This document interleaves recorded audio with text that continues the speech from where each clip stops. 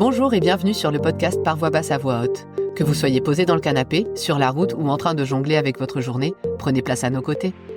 À notre micro, vous entendrez des expériences en maison de naissance, des témoignages de sages-femmes et enfin des sujets liés à l'accouchement physiologique.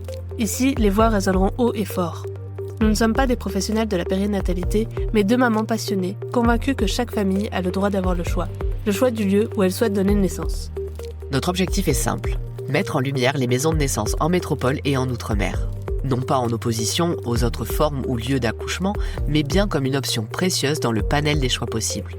Nous espérons que cette saison vous offrira des réponses, des inspirations et peut-être même des émotions. Nous souhaitons avant tout transmettre des expériences intimes et authentiques. Alors bienvenue derrière les portes des maisons de naissance, bienvenue dans Par voix basse à voix haute.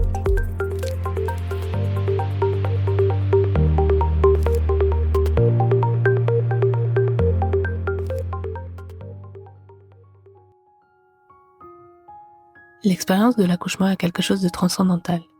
Quand certaines vivent l'extase, d'autres vivent le choc. Mais une chose est sûre, cela nous change pour toujours. Dans cet épisode, nous accueillons Erika, notre première invitée canadienne, qui nous fait découvrir les maisons de naissance hors du territoire français. Avec une passion communicative, Erika décrit son accouchement comme une expérience animale, en mouvement et très expressive. Elle partage ce que sa sage-femme lui a offert à travers ses expériences de maternité et de parentalité, des moments qui ont nourri l'inspiration de ses spectacles. Erika nous parle de ces messages qu'elle souhaite transmettre et de toute la beauté que cette aventure lui a apportée. Aujourd'hui, Erika nous raconte son histoire. Avant de commencer l'épisode, une info importante. Jusqu'au 31 janvier, notre kit mantra pour l'accouchement est en cours de financement participatif. Ce kit est une belle façon de soutenir notre podcast et nous aider à couvrir les frais liés à sa création, mais aussi faire résonner les voix des maisons de naissance toujours plus loin. En contrepartie, vous recevrez 8 cartes illustrées par nos soins, des épisodes Good Vibes et toutes les astuces et références de la saison 1.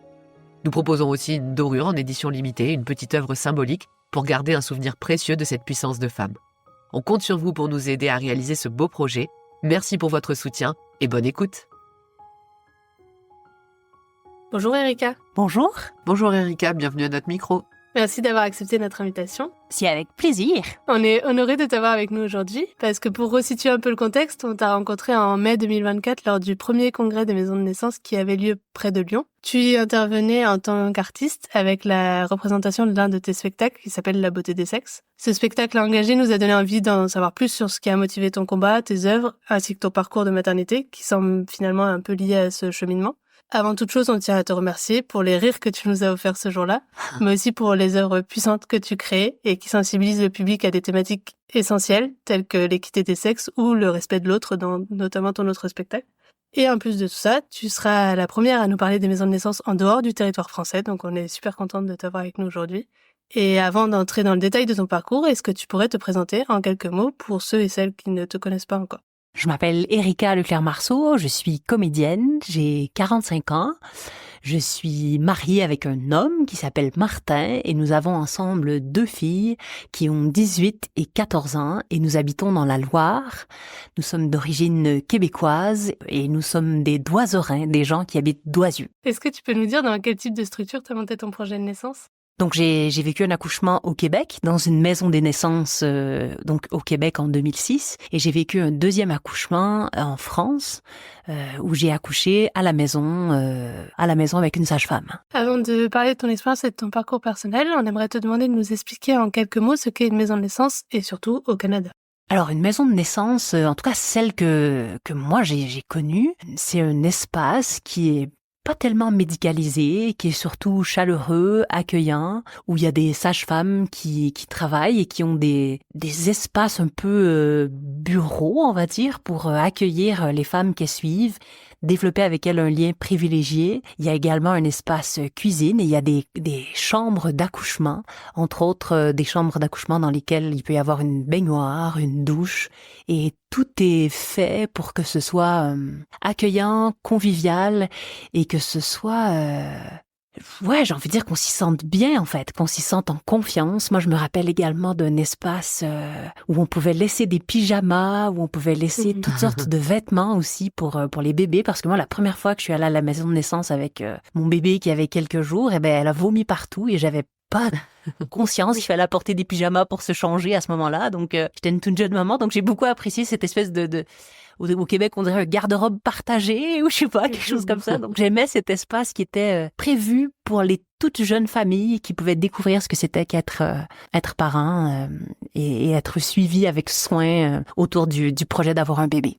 Eh bien, merci pour cette présentation, pour le coup, des maisons de naissance canadiennes, mais qui ressemble plutôt pas mal à celle en France, de ce que je comprends. Avant de passer à la suite de l'interview, on tient juste à rappeler aux personnes qui nous écoutent que c'est assez important de partager ou de liker les épisodes pour qu'ils circulent au maximum et qu'on puisse parler de tout ça au plus de gens possible. Et donc, merci à celles et ceux qui prendront ce temps. Maintenant, on va parler plus en détail de tes expériences de grossesse avec Julie. Et donc la première chose qu'on aimerait savoir, comme avec toutes nos invités, c'est comment tu as connu les maisons de naissance et quelle image tu te faisais de ces lieux avant que tu y ailles pour la première fois.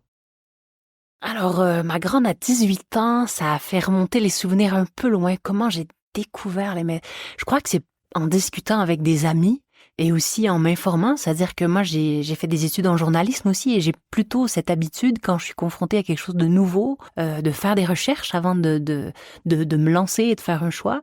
Donc, j'ai dû faire une recherche terrain, c'est-à-dire que j'ai dû en parler autour de moi, j'ai dû faire des recherches autour de, OK, très bien, il y a l'hôpital et est-ce qu'il y a d'autres options? Et je me rappelle qu'à ce moment-là, on habitait en appartement et que je ne me voyais pas du tout accoucher à la maison. J'avais besoin d'intimité et je me sentais pas du tout en intimité pour pouvoir crier, par exemple, au moment de l'accouchement chez moi à la maison. Donc, je me suis dit que c'était un bon compromis, cet espace de maison des naissances que je découvrais. Par rapport à d'autres lieux, donc tu dis que par ton expérience, tes études, tu as une tendance à te renseigner. J'imagine donc que tu ne t'es pas renseigné que sur les maisons de naissance, mais que tu as aussi exploré les autres possibilités, au-delà même du fait d'accoucher chez soi. Et quelle image tu te faisais des autres lieux d'accouchement qui t'étaient proposés à ce moment-là? Pourquoi plus une maison de naissance que peut-être une maternité hospitalière, une clinique ou autre chose? Je dirais qu'il y a peut-être eu quelque chose d'un peu instinctif, c'est-à-dire que j'avais besoin de me sentir en confiance. Pour moi, c'était quelque chose de grand. Le fait de donner la vie, j'avais envie que ça se passe avec le plus de confiance en moi, mais aussi confiance en l'entourage et d'augmenter mes chances que ça se passe bien, quelque chose comme ça. Et j'ai aimé ce que la maison des naissances proposait, c'est-à-dire un lien privilégié avec une seule personne qui faisait le suivi pendant toute la grossesse. Quelqu'un à qui je pouvais poser plein de questions, qui me demandait si j'avais des questions, qui suivait vraiment mon dossier, qui viendrait me voir à la maison après pour faire le suivi. Il y avait quelque chose dans le lien qui se construisait, c'était une réelle rencontre. Moi, j'ai réécrit à ma sage-femme après. Il y avait quelque chose qui me plaisait dans cette idée de construire un lien avec quelqu'un pour vivre un moment fort ensemble.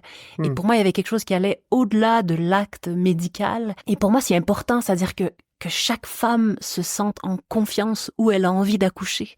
J'ai des amis qui me disaient, mais moi, je comprends pas, je me serais pas sentie en confiance dans une maison de naissance. Très bien, je comprends tout à fait ça. Et moi, c'était plutôt l'inverse, c'est-à-dire que je me sentais en confiance dans ce cadre-là. Et ce qui est important pour moi, c'est que chacune puisse avoir un cadre où elle se sente bien pour pouvoir accoucher.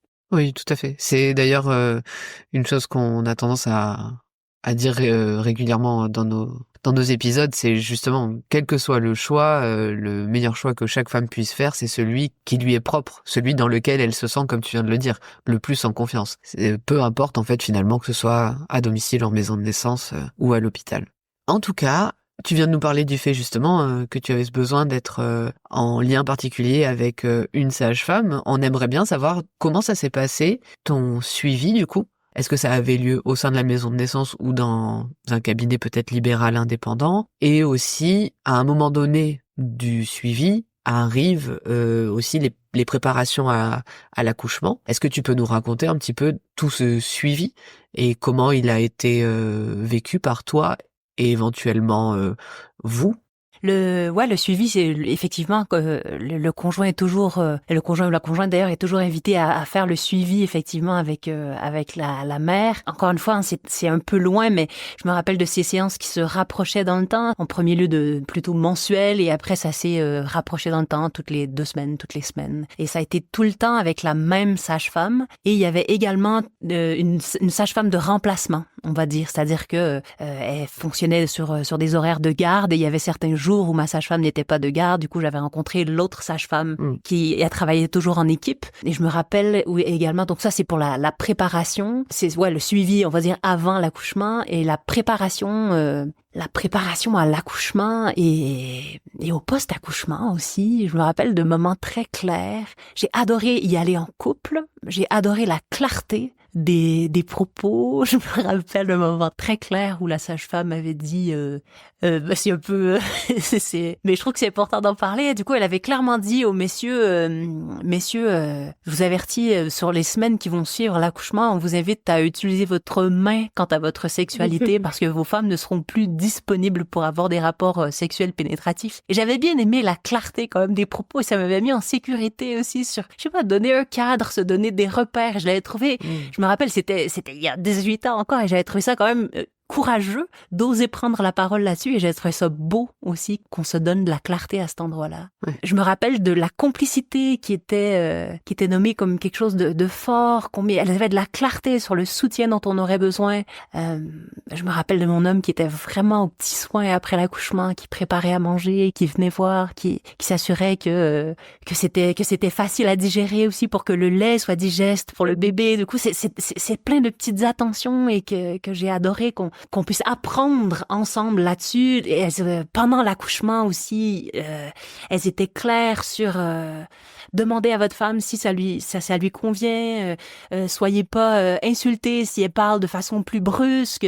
Vous êtes vraiment là au service. Et je me sens encore pleine de gratitude, en fait, d'avoir eu une espèce de soutien féminin à cet endroit de, j'ai pas encore traversé ce que c'est un accouchement, mais toi, tu connais bien ça et tu vas pouvoir m'aider à être comprise et encore une fois, à augmenter les chances que ça se passe bien aussi avec mon conjoint. Et ça, j'ai beaucoup aimé ces endroits de préparation à l'accouchement où on était plusieurs couples. C'était dans la maison des naissances. Au milieu, il y avait une espèce de salle, un peu salon, où il y avait des canapés. On pouvait aussi s'asseoir par terre. Et j'ai un très beau souvenir de ces moments où on se posait, on était pour vivre la même chose, c'est-à-dire un accouchement à peu près dans le même rythme, toutes. Du coup, il y a quelque chose dans les questions qu'on se pose, dans les échanges possibles entre les femmes, entre les conjoints. Ouais, j'ai des souvenirs forts de ces moments-là. Et pour les séances après, je me rappelle que la sage-femme est venue à la maison, qu'elle avait répondu à toutes mes questions. Je me rappelle que j'étais très inquiète de m'être endormie en allaitant mon bébé qui avait dormi sous les couvertures et je m'étais dit « Oh mon Dieu, mais j'ai failli l'étouffer !» Puis elle m'avait rassurée sur le fait que c'était normal, qu'elle était au chaud, que tout allait bien. J'aimais cet endroit j'ai eu l'impression d'être ancrée dans mon instinct, qu'on me donne confiance en ma capacité d'être mère, Et ces endroits-là, ils sont fragiles, et ils sont précieux et je trouve qu'une parole de femme expérimentée qui vient, qui rassure, qui donne confiance, ça a beaucoup de valeur et je pense que ça sème les graines de quelque chose pour la suite aussi, pour le parent qu'on devient ensuite. Il y a quelque chose qui commence dès la toute petite enfance, qui s'ancre dans est-ce que je peux avoir confiance en mes repères, est-ce que je peux avoir confiance dans ce que je sens là tout de suite. Et 18 ans après, je me sens encore vraiment pleine de gratitude pour ces femmes-là qui m'ont accompagnée.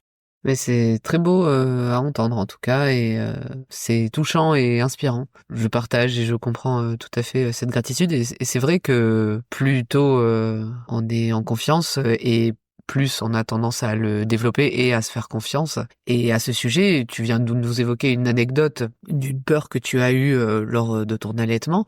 Mais est-ce que pendant ta grossesse, tu as eu des peurs ou des angoisses particulières? Et si oui, comment du coup ta sage-femme t'a accompagnée justement dans ces éventuels stress de grossesse en prévision peut-être du jour J ou autre chose? Et comment elle a su, encore une fois, comme tu viens de le dire, semer des graines de confiance pour que les choses se passent le mieux dans les mois, semaines à venir? Alors, je me rappelle avoir vu enceinte un documentaire sur l'accouchement orgasmique et m'être dit « Ah ouais, ça y est, moi je vais accoucher sans douleur en fait. Je vais bien me préparer et d'en avoir parlé avec ma sage-femme qui m'a dit j'ai bien aimé, elle a été super à l'écoute, respectueuse et elle m'a parlé du sens de la douleur. Qu'est-ce que ça a comme sens ? Avoir mal lors d'un accouchement. Et elle me disait l'importance de se retrouver dans sa tanière, en fait, de pouvoir créer un contexte où on se sent en sécurité, qu'on n'accouchait pas sur la rame en attendant le métro, en fait, que ça demandait une préparation, que ça demandait de se mettre dans un lieu sécure, de se retrouver dans sa tanière, de se sentir en sécurité. Et doucement, avec des mots tout respectueux, me faire comprendre que, il y avait de fortes chances que je vive de fortes douleurs pendant l'accouchement et que c'était important de s'y préparer et que ça avait un sens. Et je l'en remercie parce que je pense que déjà, moi, après mon accouchement, j'étais en état de choc. Donc, je pense que j'aurais été triplement en état de choc si j'étais partie juste de mon point de vue premier qui était non, je vais accoucher sans douleur, je crois que je vais y arriver. Et ça a dû bouger, j'imagine, parce que je me rappelle aussi d'un moment où j'ai pu parler de cette peur également de la douleur, où elle m'a dit mais Rika, tu serais toute seule dans le bois, t'accoucherais quand même. C'est-à-dire que tu peux avoir confiance en ta capacité à accoucher. Ton corps va y arriver. Et ce sont des images fortes et marquantes. Et j'ai envie de dire, moi, je suis partie accoucher avec ces images-là en tête. C'est-à-dire quelque chose à la fois de réaliste, de l'ancrage dans le sens et de l'ancrage dans ma capacité à accoucher. Merci pour ce partage. Je pense que oui, ça a dû être très soutenant.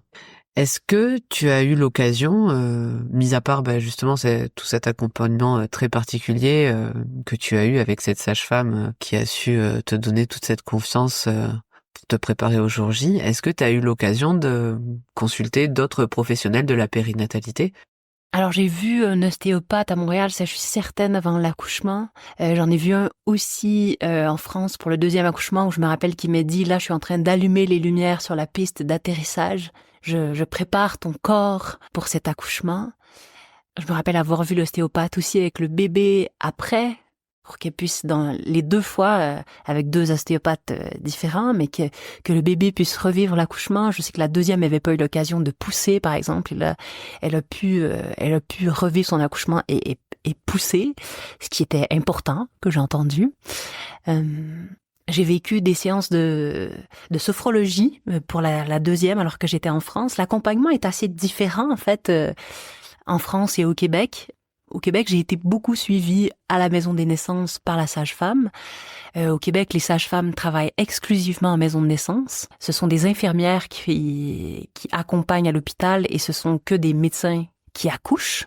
Donc, quand je suis arrivée en France, moi, j'ai contacté la sage-femme qui était à côté de chez moi et je lui ai dit, voilà, j'aimerais pouvoir accoucher soit en maison des naissances, soit à domicile. Puis elle m'a répondu, mais je ne pratique pas d'accouchement. Et je suis restée très bête parce que pour moi j'avais l'impression de dire à un boucher qu'un boucher ou une bouchère me disait je ne coupe pas de viande. Et d'accord. Et le boulanger et la boulangère ne font pas de baguette non plus. Comment ça fonctionne si vous êtes sage-femme et vous faites pas d'accouchement? Mais c'est quoi votre travail alors? Et j'ai mis un temps à comprendre cette différence parce que pour moi il y avait quelque chose de l'accompagnement sans aller au bout. Il y avait un truc de ah bon?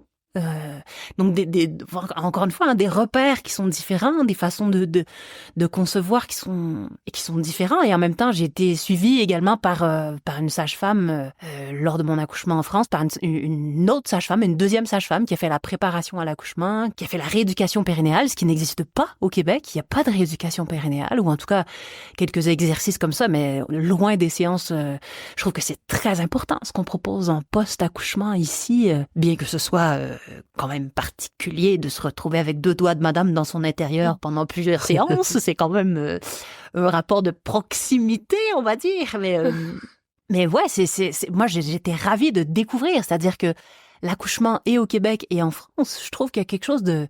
Moi, je suis heureuse d'avoir vécu les 2, en tout cas. Parce que ce sont des visions différentes et en même temps, il n'y en a pas une qui est mieux que l'autre. Les 2 sont complémentaires, les 2 sont dans le soin, avec des soins différents, mis à des endroits différents. Et c'est ça la richesse culturelle de chaque territoire, en fait. Ouais, ce que j'allais dire, ça doit être une richesse, en effet, d'avoir eu ces deux vécus si différents. Tu nous parles beaucoup de la confiance qui t'a été insufflée par ta sage-femme. Est-ce qu'il y a eu d'autres témoignages ou d'autres récits ou anecdotes de ton entourage ou de ton environnement qui ont pu t'inspirer ou t'insuffler des choses pour ta grossesse ou ton accouchement?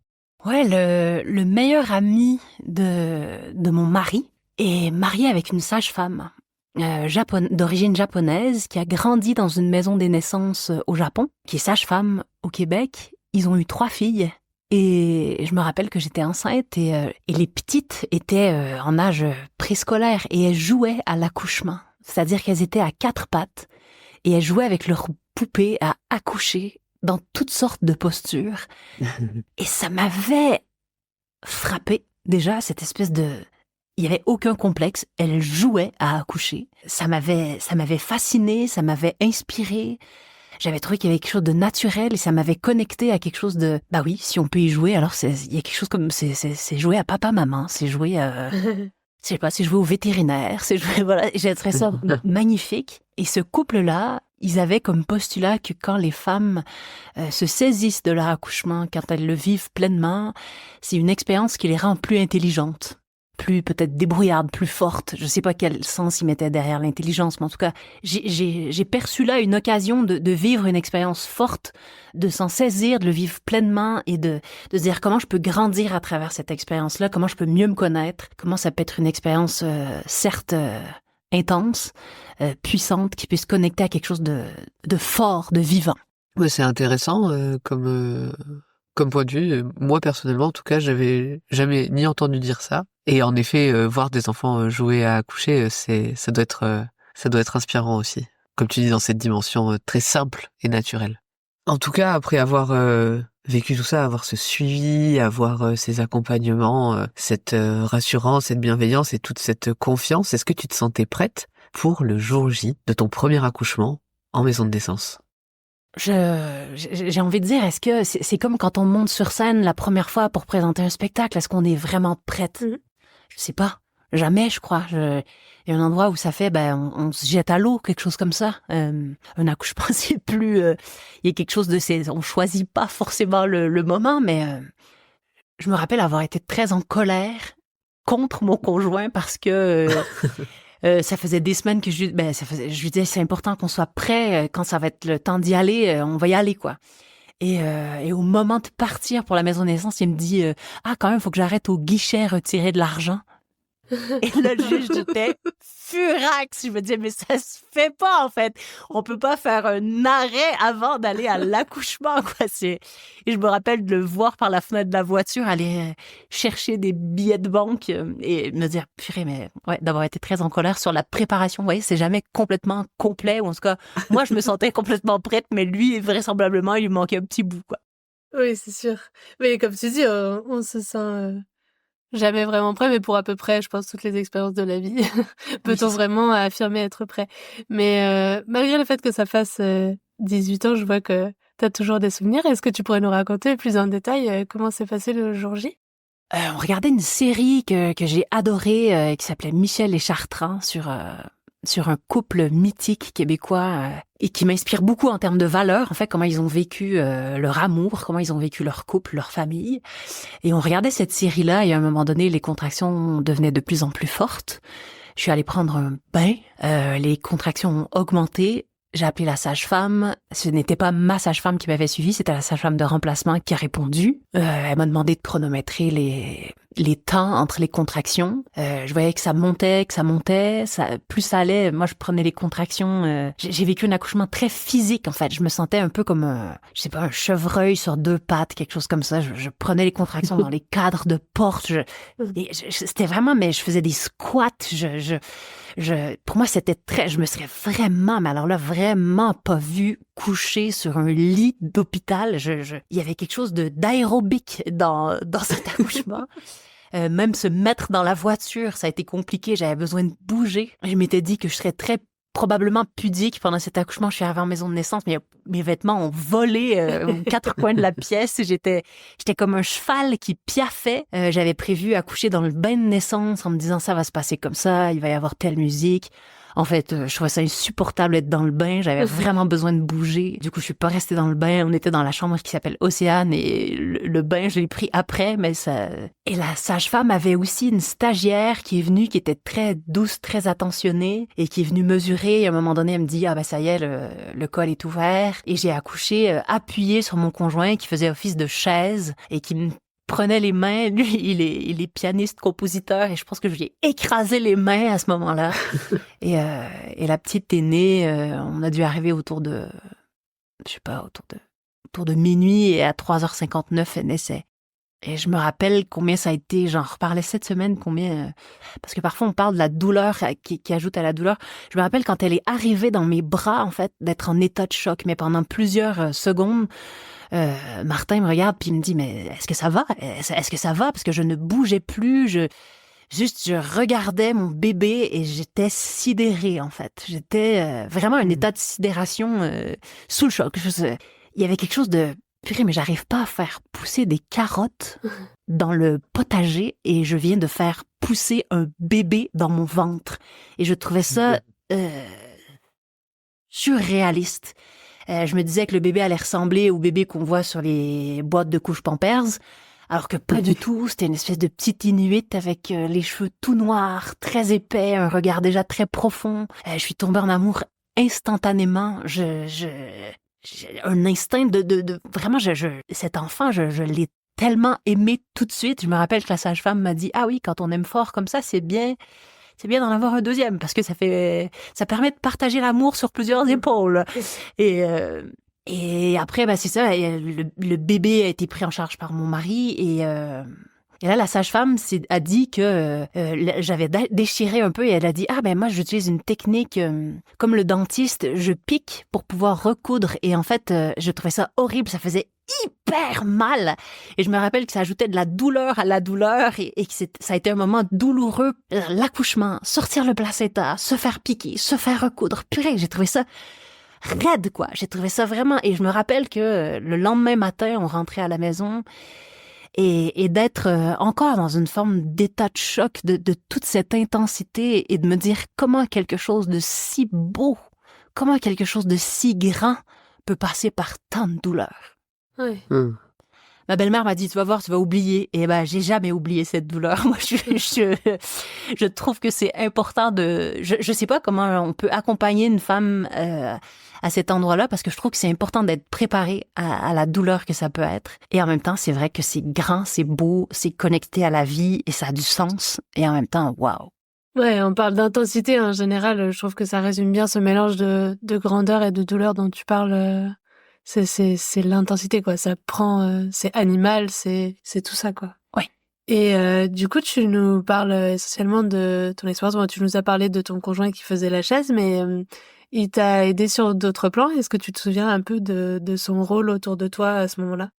Il était constamment tout près, en fait, que ce soit... il était présent. Moi, j'ai surtout une image de présence, c'est-à-dire... il était avec moi, il m'encourageait, il me disait qu'il était fier, qu'on était deux. Ouais, et je demandais pas plus, en fait. Il y a un endroit où je crois que j'aurais pas tant aimé il y avait quelque chose d'appréhender moi-même ce moment pour la première fois aussi, de dire, je savais pas ce que c'était, alors oui, ça aurait été compliqué de dire, j'aimerais que tu fasses comme si, ou ça me ferait du bien. C'est un peu ce que t'as fait. C'est un peu ce que t'as fait en lui en demandant pas plus. Ouais. T'as demandé ce qu'il fallait, quoi. Ouais, t'es un peu le chef d'orchestre de l'accouchement, quoi. Mais oui, c'est important, nous, c'est pour ça qu'on pose la question, parce que souvent les papas savent pas trop en amont ce qu'ils vont pouvoir faire pour aider. Et en fait, c'est quelque chose qu'on retrouve souvent dans nos interviews, la question de la présence, qui en fait la base est presque tout. En fait, il n'y a pas forcément besoin d'avoir un assistant qui sait tout faire et qui est là sur tous les fronts. On a besoin d'une présence vraiment forte, quoi. Ouais. Et Martin est dans le domaine de la musique. Du coup, on avait préparé des CD et il veillait à ce qu'il y ait toujours une musique. Où je me rappelle il s'est rappelé, par exemple, sur quelle chanson l'accouchement a eu lieu. Et ce genre de détails-là, j'avais zappé complètement. J'étais dans un état second et je trouvais que c'est des détails qui étaient précieux aussi. Ouais. Et pour ce qui est de ta sage-femme, donc tu me disais qu'elle était secondée par une autre femme qui notamment t'a ausculté. Qu'est-ce qu'elles ont fait pour toi durant tout le moment où tu étais là-bas? Je me rappelle à la préparation avoir questionné comment c'était pour se passer et qu'elle m'a dit essentiellement nous on va te laisser faire le travail et d'avoir été choquée. Elle m'a dit mais purée mais moi je vais avoir besoin de vous tout le temps en fait je saurais pas. Et je crois qu'essentiellement elles ont été présentes, elles sont venues s'assurer que ça allait bien, elles sont venues faire le suivi, s'assurer que j'étais en confiance, elles sont venues faire le suivi de la dilatation, mais un endroit d'encouragement, pas cheerleader, un endroit d'encouragement calme, en profondeur. J'ai pas de souvenir d'intervention beaucoup autre que ça. Oui. Je sais pas si je dois préciser cheerleader, que c'est Pom-Pom Girl pour ceux qui n'auraient pas la référence. Du coup, ouais, quelque chose de plus doux et pas forcément un coaching intensif. Ça aurait été insupportable, ouais. C'est ça. Il y en a qui aiment. On a eu quelques interviews quand même qui parlaient de ce besoin, mais en effet, je pense que ça dépend des personnalités et c'est une dimension quand même en maison de naissance, ce calme, c'est quelque chose qu'on retrouve souvent. Je serais curieuse de savoir, nous en France souvent on parle du fait que les maisons de naissance ne mentionnent pas toujours la dilatation du col, donc où on en est dans le travail, et je me demandais si toi ça avait été quelque chose qui avait été mentionné. Donc t'as dit à un moment donné que elle t'avait dit que là ça y est t'étais ouverte entièrement, et la question c'est est-ce que avant on t'avait mentionné je sais pas où t'en étais au nombre de centimètres ou c'est quelque chose qui restait un peu comme en France évasif. Ah non, moi je me rappelle que chaque fois elle me donnait l'information, ça me donnait un repère en fait pour pouvoir avancer, savoir que je suis à 4, là on en est à 6, Oui. là on en est à 8. Je trouvais ça encourageant, je trouvais ça c'était important pour moi de savoir. J'avais l'impression d'être impliquée dans le processus, qu'on me donnait de façon objective des informations pour pouvoir savoir est-ce que ça avance, est-ce que ça recule, est-ce que Ouais, bah là c'est pareil. Est-ce que ça recule? Peu de chance. Peu de chance que ça recule, oui. Ouais, il y a deux écoles aussi sur ce point-là, parce que nous, souvent, ce qui est exprimé par les professionnels, c'est la question d'être moins connecté à quelque chose aussi de plus scientifique ou de plus, tu vois, le fait que tu as un chiffre, ça peut aussi t'amener à réfléchir, à penser, à calculer. Oui, c'est ça. Et du coup, ça évite que tu te détaches ou décroches complètement et que tu te mettes dans cet état second qui est important aussi pour la suite. Donc, je pense qu'en effet, il y a deux écoles, il y a ce besoin à la fois de sentir ton corps, de comprendre où il en est, de comprendre où il avance, ou il y a cette dimension aussi pour pouvoir lâcher prise pleinement, de peut-être pas connaître justement cette donnée-là, quoi. Je me rappelle d'un moment aussi où là j'ai l'impression que tout, ça y est, la terre est en train de se fendre en deux, la vie est finie, là, j'ai le corps qui est en train de m'arracher en deux, puis qu'elles me disent je vois ses cheveux, et là tout à coup tout devenait possible, quoi, d'avoir une image mentale claire de quelqu'un voit les cheveux du bébé qui arrive. J'ai trouvé ça extraordinaire comme information. C'était très concret et ça m'a réellement encouragée. Ah oui, ça rebooste, j'imagine. Oui. Ça devient plus concret. Le bébé est là, quoi. C'est ça. Si on voit ses cheveux, c'est qu'il est là. Il arrive. On fait pas tout ça pour rien. C'est ça. Est-ce que tu te souviens, malgré le fait que ça fasse quelques années, de comment ça s'est passé? Parce que, bon, des fois, on est un peu sur une autre planète quand on vient d'accoucher. Mais est-ce que tu te souviens de comment ça s'est passé après? Notamment, tu parlais des soins qui t'ont été apportés, mais ceux qui ont été apportés à ton bébé à ce moment-là? Je me rappelle qu'elles avaient vraiment comme politique de quelque chose comme faire vraiment les soins nécessaires. Comment il s'appelle le test là, qui font... Ah, le Apgar, peut-être. Oui, c'est ça. Ouais, voilà. Il les pèse, il voit s'ils sont bleus quelque part. Voilà, il s'assure que tout va bien. Et je me rappelle que ça a été assez court pendant ce temps-là. Je crois que j'étais dans le lit assez rapidement. Ils m'ont proposé d'aller dans le bain d'accouchement pour déjà pouvoir détendre. Je sais plus dans quel ordre le placenta est sorti. Et ensuite, rapidement, pendant les soins, pour moi, le bébé était vraiment sur Martin en peau à peau, avec vraiment cette idée de garder un contact privilégiée avec les parents. Je me rappelle pas avoir été séparée à aucun moment. Je l'ai toujours eu à vue et j'ai adoré ça aussi. Ouais. D'ailleurs, je me demandais si t'avais eu... parce qu'il me semble, en tout cas de manière générale, que en Amérique du Nord, il y a une dimension, tu parlais notamment tout à l'heure de l'accouchement à domicile ou des accouchements alternatifs à l'hôpital qui sont plus fréquents. Il me semble, après je connais pas forcément très bien. Et je me demandais si t'avais eu des amis qui t'avaient parlé de d'autres expériences, et notamment par exemple sur cette histoire de bébé, parce que tu parles de cette notion-là d'être contente d'être avec ton bébé, mais est-ce que tu avais du coup des points de référence autres? Que ce soit moi-même comment je suis née, je veux dire, j'avais une image en tout cas qu'on pouvait être en pouponnière à l'hôpital, que peut-être on donnait le choix ou pas. En fait, chacun fait comme il veut dans le contexte qu'il veut. Juste moi, j'ai apprécié de pas être séparée de mon bébé, mais après j'ai pas une grande expertise de comment ça se passe ailleurs en fait. Ouais, à cette époque-là, t'avais pas forcément de... Je me rappelle une amie, son fils a quelques mois de plus que ma fille, du coup, on a pu échanger sur les accouchements et elle racontait qu'il y avait 9 personnes qui étaient venues vérifier à combien elle était dilatée pendant son accouchement. 9 personnes différentes, en fait. Il y avait des stagiaires qui étaient là, et j'en avais même écrit un bout de spectacle, c'est-à-dire que pour moi, il y avait quelque chose de profondément choquant.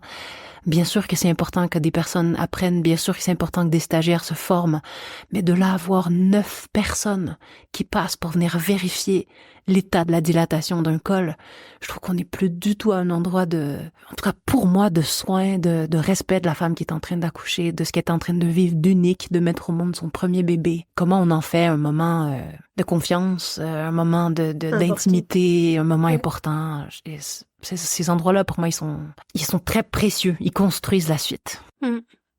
Et du coup, en parlant de la suite, nous, en France, en maison de naissance, on ne séjourne pas après l'accouchement. Je me demande ce qu'il en est au Canada, si vous avez un temps de séjour dans les maisons de naissance ou non, si ça fonctionne comme en France. Et du coup, comment s'organise finalement le retour à la maison? Tu nous en as parlé un peu plus tôt sur le fait que la sage-femme était venue chez toi. Est-ce que tu peux nous raconter un peu tout ça? Donc l'après, une fois que ça y est, tout le monde est un peu sorti de sa torpeur et qu'il est temps de rentrer chez soi. Nous, l'accouchement a eu lieu à 3h59 du matin. Et le lendemain, on a dormi un peu cette nuit-là. Je me rappelle avoir pris un repas. On est allé marcher dans la journée. On a pris le repas du soir et on est rentré à la maison. Donc on aurait pu peut-être dormir une deuxième nuit, mais ça faisait pas partie de notre demande. Je crois que d'autres auraient pu le vivre autrement. Nous, ça nous allait, en tout cas, de rentrer à la maison et de savoir que quelqu'un passerait le lendemain, le jour 3, voilà. Ouais. Et du coup, tu te souviens qu'elle passait, donc, tu dis les premiers jours, tous les jours. Et comment ça s'est organisé après? Quel type de conseils elle a pu te donner ou quel type d'accompagnement elle a pu t'apporter? Donc, il y a eu cette histoire autour de l'allaitement. Et même au niveau du temps, est-ce que tu te souviens tous les combien elle a pu venir te rendre visite? Après, on a conscience que ça fait un moment. Ouais, je crois qu'elle est venue 1 ou 2 fois à la maison, mais peut-être une fois, me semble. Et après, c'est nous qui allions à la maison des naissances pour faire le suivi. Et conseils autour de l'allaitement, du suivi, de s'assurer qu'on n'avait pas de questions, que ce démarrage se passait bien, en fait, que le lien mère-enfant, père-enfant se passait bien aussi, que le lien d'attachement était présent. Oui. Pendant que vous discutiez avec Capucine, à un moment donné, tu as dit que ta discussion avec une de tes amies t'avait inspiré un extrait de spectacle de par son témoignage. On sait, comme tu nous l'as dit quand tu t'es présentée en début d'épisode, que du coup tu es une artiste relativement engagée, en tout cas pour le droit des femmes, l'accès à tout un tas de choses, au choix et au respect de la femme, de la féminité, ou en tout cas de l'égalité au sens très large du terme. On voulait savoir, du coup, qu'est-ce qui t'a particulièrement marqué dans l'accompagnement que t'as eu lors de la naissance de ton enfant, et est-ce que tu peux du coup nous parler de l'impact que ça a eu sur ton rôle de mère dès le début? Je redirais un peu ce dont j'ai parlé tout à l'heure, c'est-à-dire que pour moi, l'accompagnement de la sage-femme au plus près, il n'y a pas de questions bêtes, tu peux avoir confiance en ce que tu sens, Si tu le sens, c'est qu'il se passe quelque chose. Il y a quelque chose de connecté à son instinct. Il y a quelque chose qui connecte à l'endroit de l'instinct parental, qui donne de la confiance, qui donne de la puissance. Et ça donne des billes de la suite. C'est-à-dire que ce soit sur des choix comme l'allaitement, mais aussi est-ce qu'on l'habille ou pas, est-ce qu'on la laisse en pyjama, est-ce qu'on la laisse marcher à quatre pattes, ou est-ce qu'on la met dans un truc où elles sont plus debout, est-ce qu'on l'achète, est-ce qu'on l'habille avec des vêtements de seconde main ou des vêtements neufs. Je veux dire, ça va aller dans plein de directions. Après, il y a plein de choix comme parents. Tous les jours, en fait, on fait des choix quand on est parent, et ça donne confiance. Ça dit, vas-y, t'es pas obligé de suivre la norme. Tu peux aussi faire ce que tu sens à l'intérieur et tu peux avoir confiance en ça. Tes repères sont intéressants. Vas-y, creuse, fais confiance. Ça colore toute une parentalité. Oui, c'est juste. Et dans quelle mesure cette expérience, du coup, ce vécu intime et puissant dont tu viens de nous parler, ça a nourri ton engagement artistique et politique? Je pense que ça part de là. C'est-à-dire que pour moi, ça a été le spectacle que j'ai le plus joué à venir jusqu'à maintenant. Il s'appelle Être parent, mieux vaut en rire. J'ai joué 230 fois avec ce spectacle-là, et c'était un spectacle autour de l'accouchement, autour de l'accompagnement, autour de la rééducation périnéale, autour de ce que c'est qu'être parent, autour des choix parentaux. Ça a été fondateur, c'est-à-dire que ça m'a donné j'ai eu besoin de réfléchir à plusieurs, j'ai eu besoin d'entendre d'autres témoignages. Ce sont des moments puissant. Moi, comme artiste, je peux me dire, je veux pas avoir d'enfants parce que j'ai pas le temps. En fait, moi, ça a été complètement le contraire. J'ai eu des enfants et ça a donné naissance, j'ai envie de dire, à l'artiste que je suis. C'est-à-dire que ça a coloré le reste de mon œuvre. Le deuxième spectacle dont vous parliez tout à l'heure, qui s'appelle La beauté des sexes, comment on éduque à l'équité des sexes. Comment on devient des êtres conscients, en fait. On n'est pas obligé de suivre ce qu'on nous dit. On peut faire nos propres choix. On peut être libre. On peut penser par soi-même. On peut réfléchir à quelles valeurs on a envie de transmettre à nos enfants. Parfois, peut-être qu'il y en a d'autres qui ne sont pas d'accord. On est tous différents. Par contre, moi, je peux avoir confiance en la parentalité que j'ai envie de vivre avec mon conjoint. Et j'ai beaucoup de chance parce qu'on a beaucoup de valeurs en commun. Avoir confiance dans les valeurs que je veux transmettre à mes enfants, c'est la base. C'est la base, cet accompagnement à la naissance. Et aujourd'hui, tu utilises ton art pour défendre justement l'équité des sexes, sensibiliser aux violences ordinaires, entre autres. Et quels sont les aspects de ton vécu de grossesse ou d'accouchement, de postpartum, qui résonnent particulièrement dans tes spectacles? La sage-femme, elle a mis au monde la maman que je suis devenue. C'est-à-dire qu'elle m'a donné des repères sur cet endroit de confiance, de respect de moi-même, de respect de mes limites. Et moi, à mon tour, j'ai eu envie de transmettre ces valeurs-là à mes enfants. Le spectacle avec lequel je tourne actuellement s'appelle Ma non-violence ordinaire, et c'est un spectacle enquête sur la colère, les conflits et la violence. Et toutes les questions qui sont traversées, le fil rouge, c'est la question de l'éducation. Comment on a envie de vivre le lien à nos enfants, comment on a envie de vivre notre lien entre coparents. Ces repères-là de respect de sa limite, de respect des limites de l'autre, d'écoute de soi, d'écoute de l'autre, de compréhension de soi, de compréhension de l'autre, c'est né là. C'est né de cet accompagnement-là au plus près, c'est-à-dire que ça a été des graines semées. Bien sûr, il y a aussi d'autres graines qui ont été semées par un de mes oncles, par exemple, qui faisait de la résolution de conflits non violentes, qui m'a aussi initié à une façon de voir la relation aux autres, la relation aux enfants. Ça se nourrit de plein de choses, mais c'est clair que cette sage femme a eu un rôle clé dans la mère que je suis devenue et dans l'artiste que je suis devenue. Est-ce qu'elle le sait? Cette sage-femme-là, au Québec, je lui ai réécrit il y a quelques années. J'ai aussi repris contact avec la sage-femme qui m'a accompagnée. En France, j'ai accouché à la maison.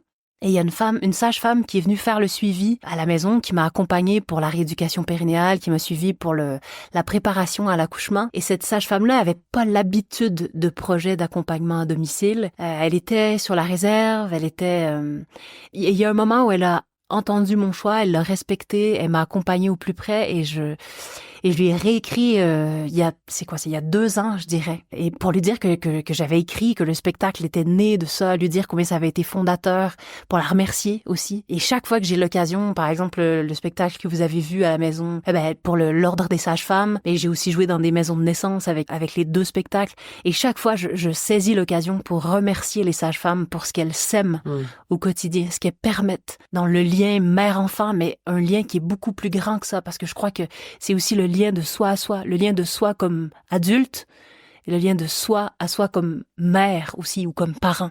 Ouais. Mais c'est chouette en tout cas que t'aies pris le temps de leur écrire plus particulièrement, au-delà de l'évoquer au moment des spectacles. J'imagine qu'elles ont été touchées par ce que t'as pu leur partager. Oui, elles ont réécrit pour dire qu'elles se rappelaient, qu'elles étaient touchées, particulièrement la sage-femme qui avait pas l'habitude, c'est-à-dire que je pense que c'était venu la chercher ça l'avait challengée quand même un peu. Bah oui, j'imagine. Et en même temps, c'était chouette de pouvoir renouer et pouvoir dire un vrai merci à 10 ans d'intervalle, quoi. Ouais, comme quoi c'est un lien qui est quand même assez fort. Comme tu dis, en fait, ça traverse vraiment potentiellement une décennie et on s'en souvient encore, même en tant que professionnel. Donc tu viens de nous parler de l'artiste et de la mère qui sont nés suite à ces accouchements, de ce que ça a pu t'inspirer, en tout cas en tant qu'artiste. Comment abordes-tu le lien entre les choix liés à la naissance et les combats féministes dans une dimension plus large? Pour moi, c'est un enjeu de respect de chacune dans sa volonté, en fait. Il y a pas c'est même pas un endroit de militance pour une voix plutôt qu'une autre, hein. C'est juste de respecter le choix, qu'on ait le choix, qu'on soit respecté dans notre volonté. L'accouchement, on est connecté, on peut en tout cas être connecté à quelque chose de sauvage à l'intérieur de soi, et quelque chose de tellement puissant, tellement grand que c'est important de pouvoir aussi connecter à la part animale presque en soi. En tout cas, moi, j'ai senti ça. Et j'ai apprécié être respectée à cet endroit-là. J'aurais détesté qu'on me dise quelle position prendre, ce que j'aurais dû faire. C'est-à-dire que je sentais à l'intérieur de moi et j'avais pas besoin qu'on me dicte. J'avais juste besoin de me sentir accompagnée. Ouais. J'avais besoin de me sentir en confiance. Mais un accouchement, il y a un enjeu gravitationnel. Pourquoi coucher les femmes sur le dos? Pourquoi? Quel est le sens? Oui.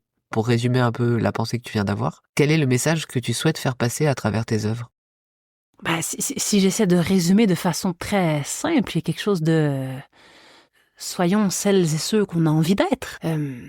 Travaillons à de la paix, du respect de soi, du respect de l'autre. Ce que je disais tout à l'heure, les respects de mes limites, les respects des limites de l'autre, les respects de ma volonté, de la volonté de l'autre. Comment on va faire pour entendre ça et construire une volonté commune, quelque chose comme ça.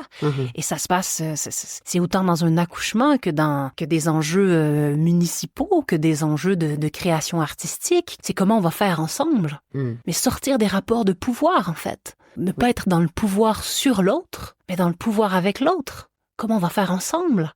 Comment on va construire ensemble? Comment on va faire avec ta volonté et la mienne? Dans le cas d'un accouchement, il y a quelque chose où c'est...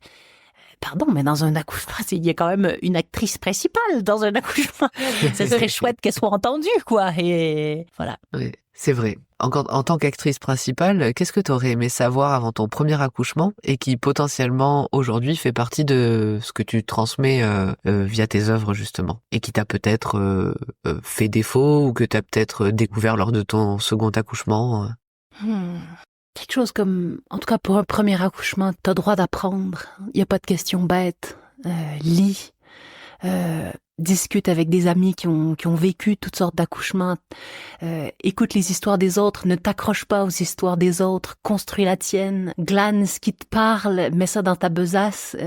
Saisis toutes les graines de pensée. Traverse ça dans ton moulin. Fais ta farine, quoi. Quelque chose il y a quelque chose de comment on a besoin d'histoire pour construire sa propre histoire. On a besoin d'être ensemble, de se rassembler comme femmes, de se raconter. Moi, je me rappelle combien, quand j'ai accouché de la deuxième, j'étais en France, j'étais immigrante, j'étais arrivée pile poil il y a 1 an. On est arrivé le 3 septembre, j'ai accouché le 8 septembre de l'année suivante. J'étais seule. J'étais très seule. Et c'est en allant au massage bébé que j'ai rencontré mes premières amies, que j'ai appris à masser mon bébé là-bas, qu'on a fait des ateliers autour du portage, de l'allaitement, on s'est soutenus, on s'est raconté, nos enfants ont grandi, on a fait des cercles de femmes, on a été ensemble. Donc, ne reste pas seule. Vis ça avec dans ton couple, avec ta mère si t'as envie, ou ta sœur. Mais il y a quelque chose de l'endroit du partage. Ou en tout cas, moi, j'ai eu envie de le vivre à l'endroit du partage. Ça peut être même... Si c'est seul, ben ça peut être seul. Vis-le comme t'as envie, mais il y a pas une seule façon, il y a pas une seule voie. Et ose. Un peu dans cette idée, et pour conclure aussi un petit peu tout ce pan du coup de ton œuvre engagée, depuis le lancement de tes spectacles, quels sont les retours les plus marquants que tu as reçus de la part des parents ou des professionnels? Les gens souvent sont émus, sont touchés et rient. Pour moi, il y a quelque chose ça demande du courage d'oser parler de l'intimité. Oui. Ça demande du courage d'oser raconter son accouchement, d'oser raconter la douleur, les déchirures, les gerçures, les défis que ça peut être, la beauté, la grandeur. Et en même temps, je suis convaincue que dans l'intime, il y a de l'universel. Et que si on se raconte, non pas pour se mettre en valeur, mais pour raconter nos humanités, on va se rencontrer. Et pour moi, c'est l'endroit le plus précieux, en fait. Et je pense que c'est ce que les spectateurs apprécient dans ces spectacles, c'est qu'ils ont ils ont pas l'impression de rencontrer quelqu'un qui est parfait, loin de là, ils ont l'impression de rencontrer quelqu'un qui ose montrer ses imperfections, essayer de raconter la vie telle qu'elle est, avec ses défis, avec ses embûches, mais aussi comment on va faire pour, moi, ce que j'appelle le cap de la non-violence, comment on va faire pour transformer la violence du quotidien. C'est mon objectif, mais j'y arrive pas tout le temps. Il y a plein de moments où je me prends les pieds dans le tapis, j'y suis pas du tout. Comment on va faire avec notre humanité imparfaite? Et je pense que c'est ça qui touche les spectateurs. Oui. Moi, en tout cas, c'est une des choses qui m'a touché dans le spectacle qu'on a eu la chance de voir au Congrès. C'est vrai qu'il y a ce sentiment où ça fait, comme tu disais, en fait, ça peut faire miroir ou écho à quelque chose de très intime, finalement, qu'on a l'impression de ne jamais avoir dit à personne, mais qu'on voit à ce moment-là sur scène. C'est assez intéressant, moi, je trouve, comme expérience, tes spectacles. Et maintenant que tu nous as parlé de toutes tes expériences de naissance et tout ce qu'elles ont animé en toi avec tout ce que tu viens de nous raconter, est-ce que tu pourrais nous redéfinir ce qu'est une maison de naissance? Une maison de naissance, c'est une maison, comme à la maison où on est accueilli et où on donne la vie. Et c'est une maison où c'est vivant, où il y a des gens qui se rencontrent, où il y a des gens qui essaient de s'entraider, qui essaient de se soutenir, d'échanger, de dialoguer, de poser des actes pour que ce démarrage de vie se passe au mieux pour le bébé, pour les parents et pour les soignants. Merci. On se demandait aussi ce que tu aimerais dire aux femmes qui, comme toi, souhaitent transformer leur expérience personnelle en moteur d'engagement et de changement, mais qui n'osent peut-être pas encore faire cette transition ou créer. J'ai envie de raconter en tout cas comment pour moi au début ça s'est passé. Ça s'est passé dans un petit cercle avec le cercle de femmes dont je vous parlais tout à l'heure, avec des premiers échanges, les faire rire, leur raconter des bouts, des anecdotes, prendre confiance. Est-ce que ça se dit? Est-ce que ça se dit pas? Est-ce que ça j'ai envie de le raconter? Ou est-ce que ça m'appartient juste à moi? Y aller petit à petit parce que raconter de l'intime, c'est à la fois puissant et en même temps, des fois on a l'impression aussi de se retrouver nu sur scène ou nu en présentant son livre, ou voilà, je ne sais quelle autre forme. Donc, allez-y avec des personnes en confiance pour le démarrage. Et allez-y petit à petit. Et si vous avez envie, faites-le grandir et poursuivez la démarche.